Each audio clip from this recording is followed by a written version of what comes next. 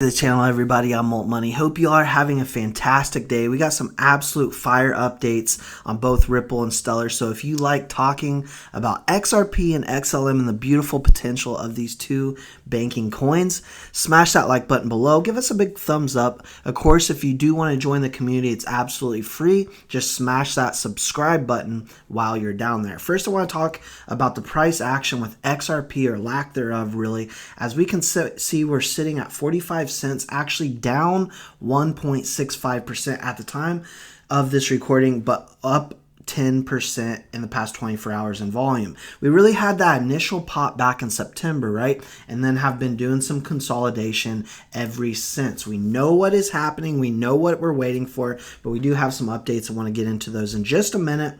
We're sitting at 11 cents with XLM, down 1.12% at the time of this recording. No volume really coming in, and you can see this is just a channel that has been consolidating for some time. When we take a look back at last week, XRP and BTC were the only cryptos to attract fund flows last week. And there's some details. I'm going to link this in my description so you guys can have a look at this article if you want. Did have investment products in the week with an inflows in 6.1 million. Now, at the same time, the price action of both XRP and Bitcoin has been weak, despite the presence of activity on the targeted products. So yes, both cryptocurrencies traded on the plus side, but only by 2 to 5%. And it goes a little more detail into what happened with the price action last week. And it says, essentially, we all know what is happening with this legal battle between Ripple and the SEC. And once we get clarity on this, once we get our big W, as I've been saying for some time, I believe we are going to get a massive W. We are going to see plenty of price action. Here's David Schwartz says, maybe if you cherry pick time frames, but it seems to me that it mostly does the same thing every other cryptocurrency does. He's talking about XRP here. We can see back in January, we had a BTC at 47,000, an ETH at 3,700, a little over, and an XRP of 85 cents. And then when you look today, now this was a couple days ago, but we can see BTC is now at 20,000, came down about 50% or 56%, right? We had an ETH that is now at 1,600, a little over. So an ETH at 57%, and an XRP is actually beating those two at only down 45%. So when you take a look at that, I mean, XRP is actually, is outperforming BTC and ETH in the grand scheme of things. Now, XRP getting this massive W. I want to give a shout out to a couple people here today. Rosalind Layton, even John Deaton, our guy John Deaton, put out a tweet which he says, great article as usual from Rosalind Layton. In a few hours, that's why I'm saying things are heating up today, she will have some material for part 2. I can assure you, doesn't get much better for Gary Gensler later today when XRP holders speak out. What is he talking about? Well, this article just came out through Forbes. It says crypto law experts suggest SEC likely to lose key case and discredit Howey test. Now, first and foremost, when we talk Howey test, we're talking about something that's about 60 years ago that really was created before all these digital assets came onto the game. But as it says, I'm not going to read this entire article. I'll definitely link this in the description for you all as well. But as cryptocurrency trials of century draws to a close in Manhattan Federal Court, there are increasing signs that the SEC faces a bruising defeat against the San Francisco-based enterprise blockchain innovator Ripple Labs. The verdict could drastically limit SEC's authority to regulate crypto in the United States. If that's how it ends, it will have been a self-inflicted disaster from the start. And so like I said, you can go through and read this article if you want, but it essentially says, XRP holders came out to bat. Judge Torres is letting these go further, right? And it seems to me that she appears to be even more so on Ripple's side.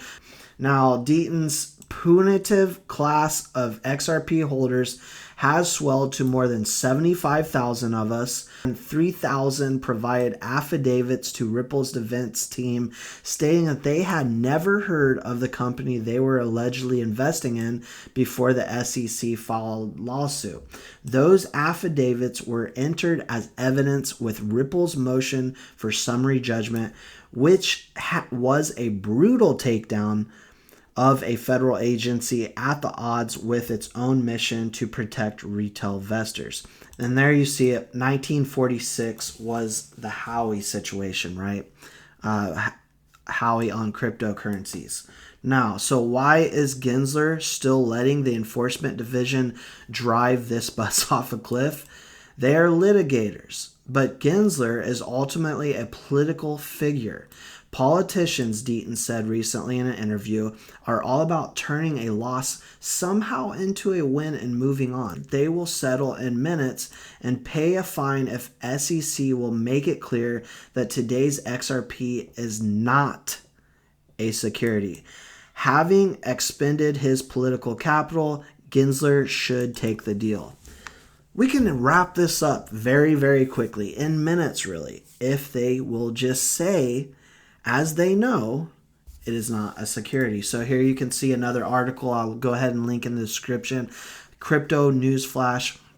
Ripple almost victory in SEC case. A new quarter figures could drive XRP to $1. I think this is a very small number there. If we actually get the victory that we all expect and believe we're going to get, XRP, in my personal opinion, not financial advice, is going to go well beyond $1.